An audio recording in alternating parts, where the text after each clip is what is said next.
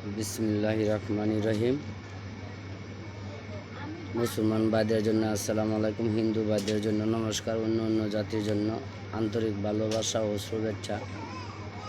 আমি আজকে যে মন্ত্রটি নিয়ে আসছি, ত্রিশূল মন্ত্র, মরণ বাণ, বশীকরণ এবং কি বিচার তিনোটাই চলে। তবে এই যে একটা ত্রিশূল, মা কালীর ত্রিশূল, এই ত্রিশূল হলো মহাদেবের, শ্রীকৃষ্ণ, মানে বিভিন্ন ধরনের রাস্তা আছে। তবে এই ত্রিশূলের একটা মন্ত্র আছে, মন্ত্রটি বলবো, আমার গুরু শিক্ষা, গুরু মন্ত্র। মন্ত্রটি হলো ত্রিশূল ত্রিশূল মহা ত্রিশূল নারদ বনি যা, জেতাই দিনু শ্বেতা হিনু ছারকারায়া কা দোহাই কামরূপ কামাক্কার দোহাই গরু উস্তাদের দোহাই। এই হইল মন্ত্র। আবারও বলি, মন্ত্রটি হলো ত্রিশূল ত্রিশূল মহা ত্রিশূল নারদ বনি যা, জেতাই দিনু শ্বেতাই হনুমান সারকারায়া কা দোহাই কামরূপ কামাক্কার দোহাই দোহাই গুরু উস্তাদের দোহাই। এই হলো মন্ত্র। মন্ত্রটি ত্রিশূলটার সামনে নিয়া, এই ত্রিশূলটি হলো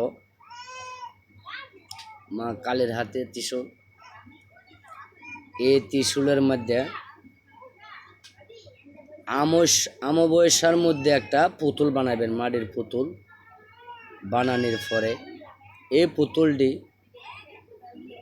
মধ্যে যারে বান মারবেন বা যারে বিচ্ছেদ করবেন, যারে বশীকরণ করবেন, তার নাম লিখবেন, তার মার নাম লিখবেন, আর যে করবেন তার নাম লিখবেন, তার বাবার নাম লিখবেন। ছেলে হলে বাবার নাম, মেয়ে হলে মায়ের নাম।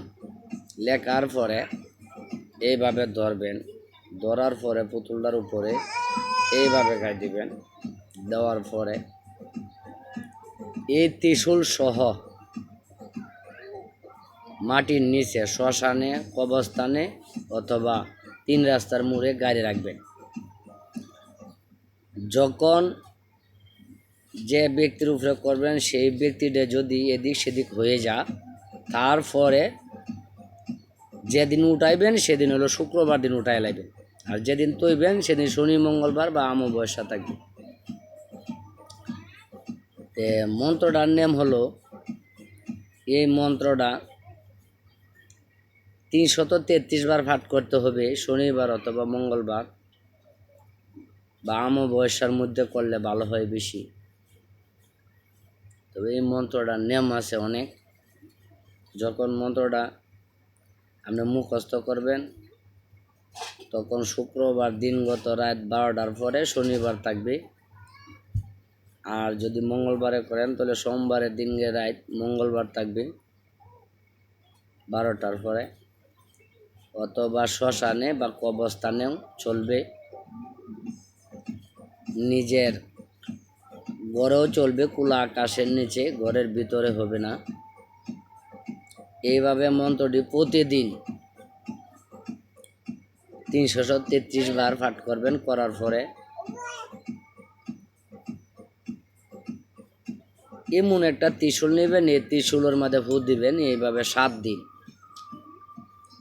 আর যদি অমাবস্যার সাথে করেন তাহলে 1 দিন।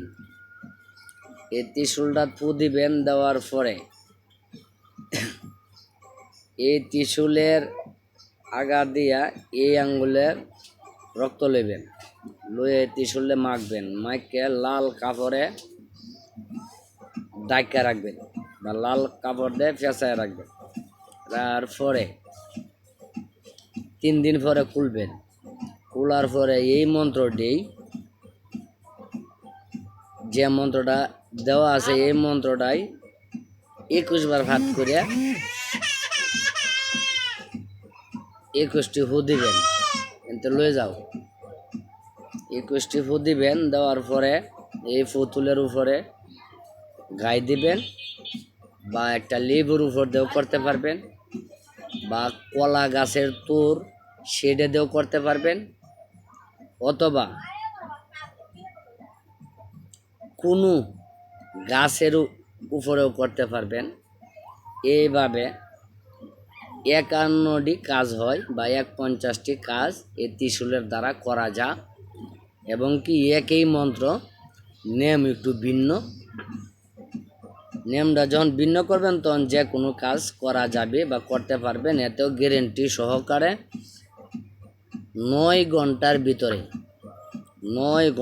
ভিতরে একটা বান বিদ্যা অথবা একটা বিচ্ছেদ অথবা একটা বশীকরণ কাজ করা যাবে।